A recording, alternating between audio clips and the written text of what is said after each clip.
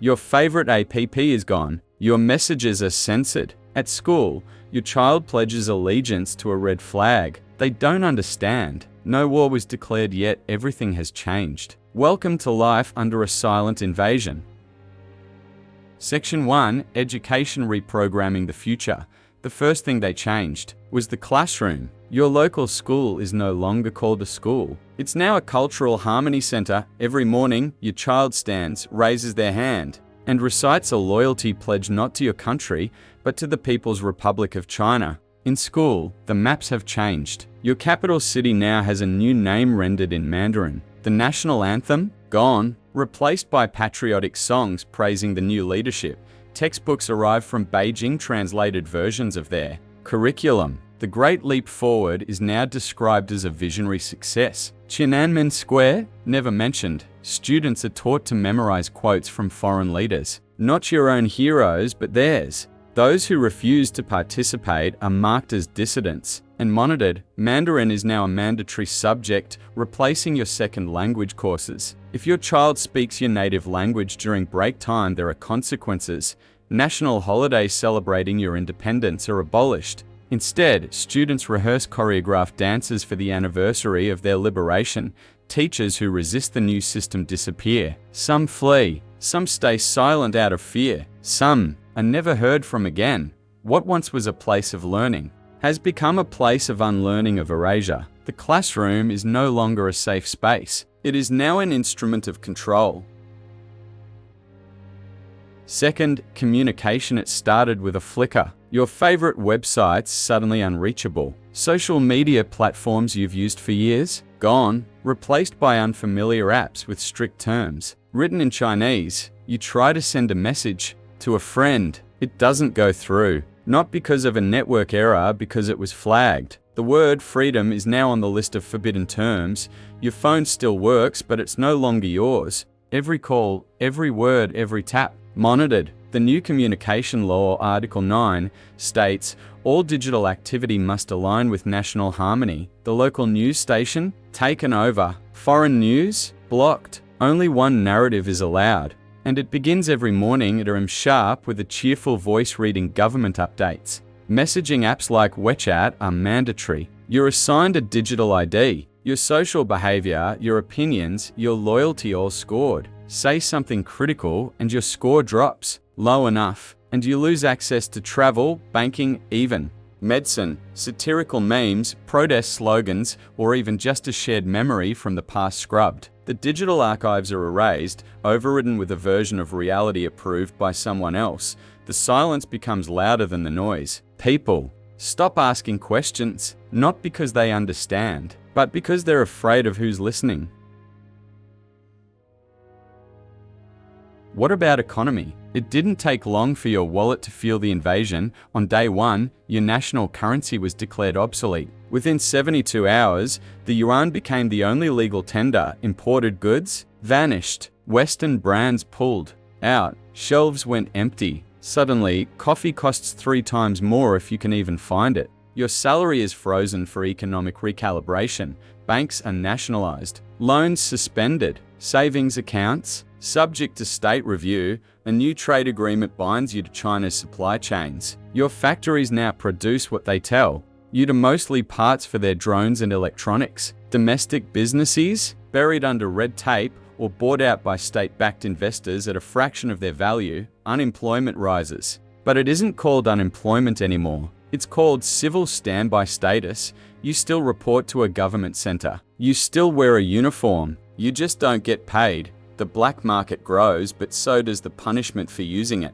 Buying banned goods can now land you in our education debt facilities. Some people hoard, some people starve. Everyone watches the currency ticker like it's their lifeline. Because it is, and the strange part, the economy still functions. The streets are still busy. The lights stay on, but it's not your economy anymore.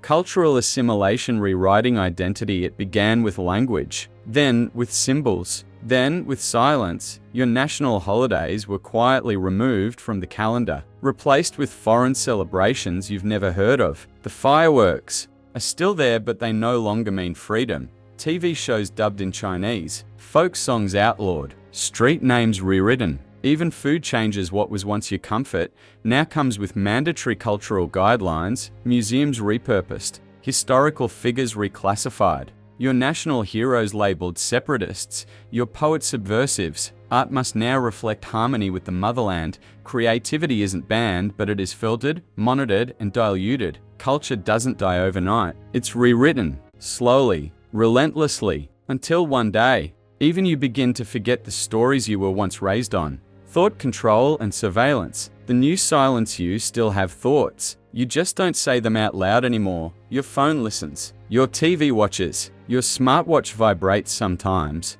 Not from a message, but from a warning. The Thought Security Bureau, once a dystopian rumor, is now real. Its slogan, harmony through awareness. You used to post opinions. Now you post compliance. Online activity is tracked through your citizen loyalty app. Likes are scored. Shares are monitored. Every emoji is data. Privacy doesn't exist. It's redefined as a threat. Books are scanned. Notes are searched. Children are encouraged to report parents for cognitive disloyalty. Nobody needs to knock at your door anymore. You already brought the surveillance in yourself.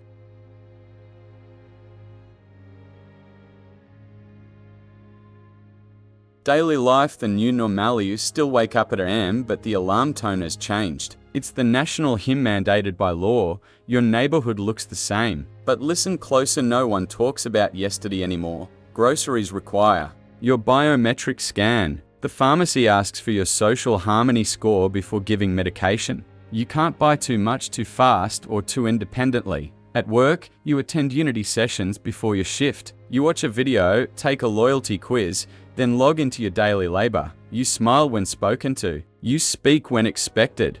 And when your child gets sick, you pray their blood type is compatible with the database. You're alive, but it's a different kind of living.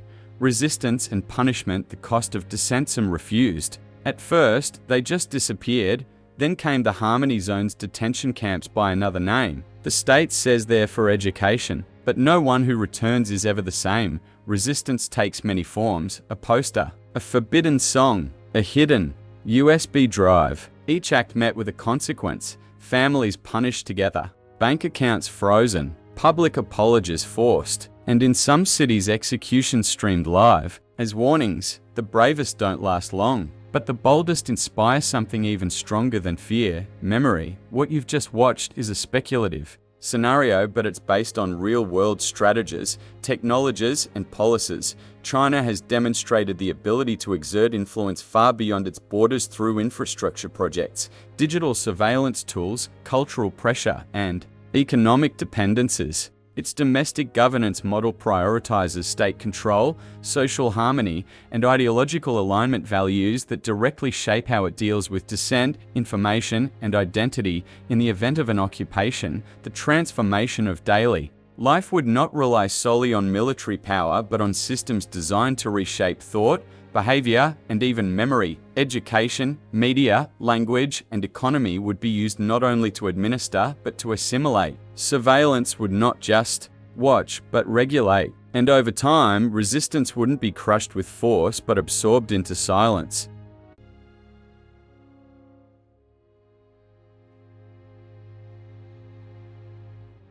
What you've just watched is a speculative scenario, but it's based on real-world strategies, technologies, and policies. China has demonstrated the ability to exert influence far beyond its borders through infrastructure projects, digital surveillance tools, cultural pressure, and economic dependencies. Its domestic governance model prioritizes state control, social harmony, and ideological alignment, values that directly shape how it deals with dissent, information, and identity. In the event of an occupation, the transformation of daily life would not rely solely on military power, but on systems designed to reshape thought, behavior, and even memory. Education, media, language, and economy would be used not only to administer, but to assimilate. Surveillance would not just watch, but regulate. And over time, resistance wouldn't be crushed with force, but absorbed into silence.